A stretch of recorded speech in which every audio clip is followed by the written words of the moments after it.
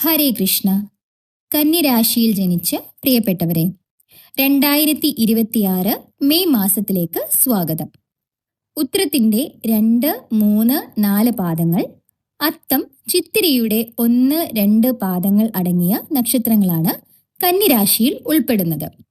ജ്യോതിഷത്തിൽ മെയ് മാസം കേവലം ഒരു കലണ്ടർ മാസമല്ല, മറിച്ച് ഗ്രഹങ്ങളുടെ വലിയൊരു മാറ്റത്തിന് വേദിയാകുന്ന സമയമാണ്. നിങ്ങളുടെ ജാതകത്തിലെ ഗ്രഹങ്ങളുടെ സഞ്ചാരമാണ്. ചിലർക്ക് ഇത് ഒരു പക്ഷേ വലിയ നേട്ടങ്ങൾ തരുന്ന മാസമായിരിക്കും. എന്നാൽ ചിലർക്ക് ഇത് ചെറിയൊരു പരീക്ഷണകാലമായിരിക്കും. എന്തുകൊണ്ടിങ്ങനെ സംഭവിക്കുന്നു? നിങ്ങളുടെ രാശിയിലെ ഗ്രഹങ്ങൾ എവിടെയാണ് നിൽക്കുന്നത്? നമ്മൾ ആദ്യം നോക്കേണ്ടത് ഗ്രഹങ്ങളുടെ സ്ഥാനമാണ്. കന്യരാശിയുടെ രാശി അധിപൻ ബുധനാണ്. ഈ മാസം ബുധൻ നിൽക്കുന്നത് നിങ്ങളുടെ 8ാം ഭാവത്തിലാണ്, കൂടെ സൂര്യനും. 8ാം ഭാവം എന്നത് രഹസ്യങ്ങളുടെയും മാറ്റങ്ങളുടെയും വീടാണ്. അവിടെ ബുധൻ നിൽക്കുമ്പോൾ നിങ്ങൾക്ക് പെട്ടെന്നുള്ള തീരുമാനങ്ങൾ എടുക്കേണ്ടി വരും. അടുത്തത് 7ാം ഭാവം. ഇവിടെയാണ് ശനിയും ചൊവ്വയും ഒരുമിച്ച് നിൽക്കുന്നത്. ഇത് വളരെ ശക്തമായ ഒരു കൂട്ടുകെട്ടാണ്. 7ാം ഭാവം എന്നാൽ പങ്കാളിത്തം, വിവാഹം, ബിസിനസ് പാർട്ട്ണർഷിപ്പ് എന്നിവയാണ്.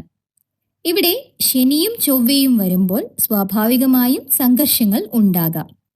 പക്ഷേ വിഷമിക്കേണ്ടതില്ല. 10ാം ഭാവത്തിൽ വ്യാഴം നിൽക്കുന്നുണ്ട്. 10ാം ഭാവം കർമ്മസ്ഥാനമാണ്. അവിടെ വ്യാഴത്തിന് അനുഗ്രഹമുള്ളതുകൊണ്ട് ജോലിയിലും കരിയറിലും നിങ്ങൾക്ക് വലിയ മുന്നേറ്റം ഉണ്ടാകും. 6ൽ രാഹുവും 12ൽ കേതുവും. ഇത് ശത്രുക്കളെ ജയിക്കാനും ആത്മീയമായി വളരാനും സഹായിക്കും. 10ാം ഭാവത്തിലെ വ്യാഴം നിങ്ങൾക്ക് ജോലിയിൽ പുതിയ അവസരങ്ങൾ നൽകും. ഉദ്യോഗസ്ഥർക്ക് പ്രമോഷൻ സാധ്യതയുണ്ട്. എന്നാൽ 8ാം ഭാവത്തിലെ ബുധൻ, അത് കാരണം ജോലികൾ പൂർത്തിയാക്കാൻ നിങ്ങൾ വല്ലാതെ ബുദ്ധിമുട്ടേണ്ടി വരും. പെട്ടെന്നുള്ള തീരുമാനം എടുക്കാതെ പ്ലാൻ ചെയ്ത് മുന്നോട്ട് പോവുക. ബിസിനസ് ചെയ്യുന്നവർ ശ്രദ്ധിക്കുക. വലിയ നിക്ഷേപങ്ങൾ ഈ മാസം വേണ്ട. ശനി ചൊവ്വ യോഗം ഉള്ളതുകൊണ്ട് പാർട്ട്ണർമാരുമായി തർക്കങ്ങൾ ഉണ്ടാകാം. സാമ്പത്തികമായി ചെലവുകൾ നിയന്ത്രിക്കണം. പണം കൈകാര്യം ചെയ്യുമ്പോൾ കൂടുതൽ ശ്രദ്ധ വേണം. ശുക്രൻ അനുകൂലമാണെങ്കിൽ നിങ്ങളുടെ വരുമാനത്തിൽ വർധന ഉണ്ടാകും. പുതിയ ആഡംബര വസ്തുക്കൾ വാങ്ങാനോ വീട് മോടി പിടിപ്പിക്കാനോ നിങ്ങൾ താല്പര്യപ്പെടും. എന്നാൽ ശ്രദ്ധിക്കുക, ശുക്രൻ ചിലപ്പോൾ അനാവശ്യമായ ആഡംബര ചെലവുകളിലേക്ക് നിങ്ങളെ തള്ളിവിട്ടേക്കാം. സാമ്പത്തികമായി നല്ല ഫലങ്ങൾ ലഭിക്കണമെങ്കിൽ അത്യാവശ്യ കാര്യങ്ങൾക്കായി മാത്രം പണം ചെലവാക്കുക. ശുക്രന്റെ അനുഗ്രഹമുണ്ടെങ്കിൽ പണത്തിന്റെ ഒഴുക്ക് ഈ മാസം നന്നായിരിക്കും. 7ാം ഭാവത്തിലെ ശനി ചൊവ്വ യോഗം ചെറിയ വിഷയങ്ങളെ വലിയ വഴക്കുകളാക്കാം. പങ്കാളിയോട് സംസാരിക്കുമ്പോൾ സംയമനം പാലിക്കുക. ഈ മാസം വാണിംഗ് പീരീഡ് ആണെന്ന് കരുതുക. വഴക്കുകൾ ഒഴിവാക്കിയാൽ പകുതി പ്രശ്നങ്ങൾ തീർന്നു. എല്ലാ കാര്യത്തിലും 15 വരെയുള്ള സമയം നിങ്ങൾ ഒന്ന് ശ്രദ്ധിക്കുക. അതിനുശേഷമുള്ള സമയം അനുകൂലം തന്നെയാണ്. പ്രണയബന്ധങ്ങൾ 7ാം ഭാവത്തിലെ ശനിയുടെയും ചൊവ്വയുടെയും ഒരു കൺജഷൻ ബന്ധങ്ങളിൽ ഒരു ടെൻഷൻ വരുന്നതിനുള്ള സാധ്യത, മിസ്അണ്ടർസ്റ്റാൻഡിംഗ് ഉണ്ടാകുന്നതിനും ഈഗോ ക്ലാഷ് ഉണ്ടാകുന്നതിനുമുള്ള സാധ്യതയുണ്ട്. ബ്രേക്കപ്പ് ആകാതെ നോക്കേണ്ടതുണ്ട്. കന്യരാശിക്കാർക്ക് ശുക്രൻ സമ്പത്തിന്റെയും സന്തോഷത്തിന്റെയും കാരകനാണ്. ശുക്രന്റെ ഈ മാസത്തെ സഞ്ചാരം നിങ്ങളുടെ കുടുംബത്തിലെ ഐക്യത്തെയും സാമ്പത്തിക സുരക്ഷിതത്വത്തെയും നേരിട്ട് ബാധിക്കുന്നുണ്ട്. ഗ്രഹനിലയിൽ ശുക്രൻ അനുകൂലമായി നിൽക്കുന്നതുകൊണ്ട് ഈ മാസം പല കാര്യങ്ങളിലും ഒരു ബാലൻസിംഗ് കൊണ്ടുവരാൻ നിങ്ങൾക്ക് സാധിക്കും. ഇനി ഏറ്റവും പ്രധാനപ്പെട്ട ഒന്നാണ് വിദ്യാഭ്യാസം. കന്യരാശിയുടെ അധിപനായ ബുധൻ 8ാം ഭാവത്തിൽ നിൽക്കുന്നത് വിദ്യാഭ്യാസ രംഗത്ത് ചില പ്രത്യേക മാറ്റങ്ങൾ കൊണ്ടുവരുന്നു. 8ാം ഭാവം എന്നത് ഗവേഷണത്തിന്റെ ഭാവമാണ്.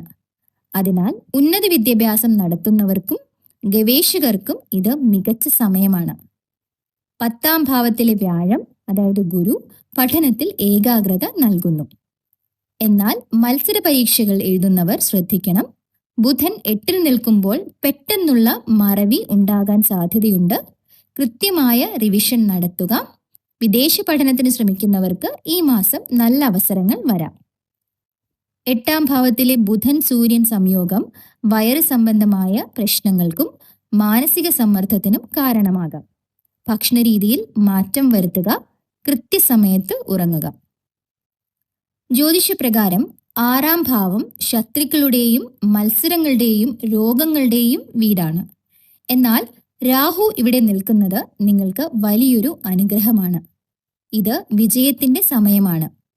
ജോലിസ്ഥലത്തോ ബിസിനസ്സിലോ ആരെങ്കിലും നിങ്ങളെ തകർക്കാൻ നോക്കുന്നുണ്ടെങ്കിൽ അവരെ ജയിക്കാൻ രാഹു നിങ്ങളെ സഹായിക്കും.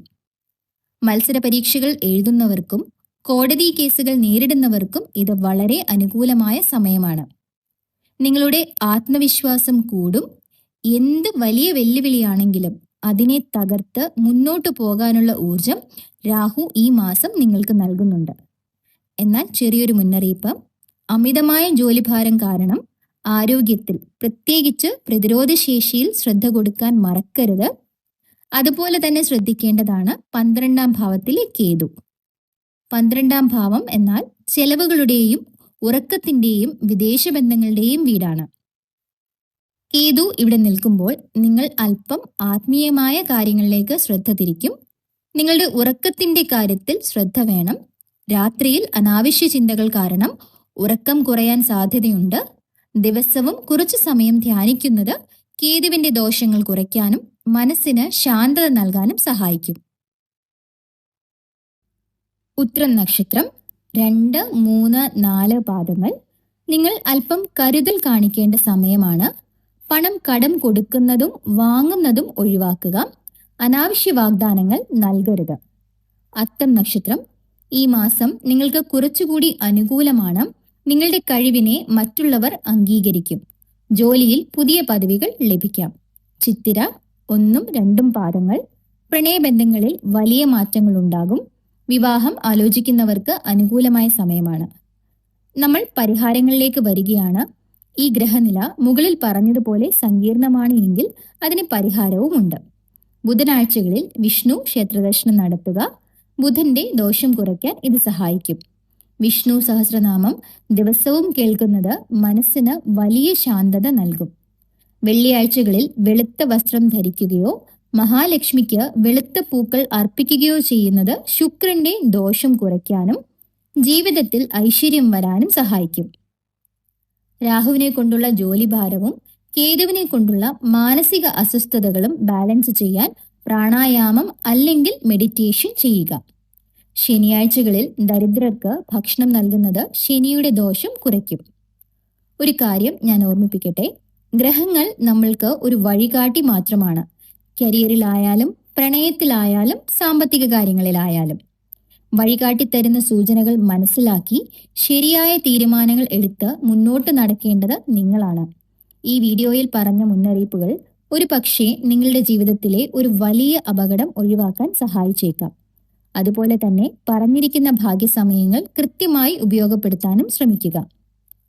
ഈ വീഡിയോയിൽ പറഞ്ഞ കാര്യങ്ങളിൽ ഏതാണ് നിങ്ങൾക്ക് ഏറ്റവും കൂടുതൽ പ്രയോജനപ്പെട്ടത് എന്ന് താഴെ കമന്റ് ചെയ്യാമോ? നിങ്ങളുടെ നക്ഷത്രം ഉത്രമാണോ, അത്തമാണോ, അതോ ചിത്തിരയാണോ? നിങ്ങൾ നേരിടുന്ന ഏറ്റവും വലിയ വെല്ലുവിളി എന്താണ്? നിങ്ങളുടെ അഭിപ്രായങ്ങൾ ഞാൻ വായിക്കാറുണ്ട്. തീർച്ചയായും താഴെ രേഖപ്പെടുത്തുക. ഈ ചാനലിൽ നമ്മൾ കന്നിരാശിയെക്കുറിച്ച് മാത്രമല്ല, ജീവിതത്തെയും ജ്യോതിഷത്തെയും കുറിച്ചുള്ള ആഴത്തിലുള്ള വിശകലനങ്ങളാണ് നടത്തുന്നത്. തുടർന്നും ഇത്തരത്തിലുള്ള വീഡിയോകൾ ലഭിക്കാൻ ചാനൽ സബ്സ്ക്രൈബ് ചെയ്യാനും ബെൽ ഐക്കൺ ഒന്ന് അമർത്താനും മറക്കരുത്. നിങ്ങളുടെ സുഹൃത്തുക്കൾക്കും കുടുംബാംഗങ്ങൾക്കും ഈ വീഡിയോ ഷെയർ ചെയ്ത് കൊടുക്കുക. ഒരു പക്ഷേ അവർക്കും ഈ വിവരങ്ങൾ ഉപകാരപ്പെട്ടേക്കാം. മെയ് മാസം നിങ്ങൾക്ക് മികച്ച നേട്ടങ്ങളുടെയും സമാധാനത്തിന്റെയും മാസമാകട്ടെ എന്ന് ഞാൻ പ്രാർത്ഥിക്കുന്നു.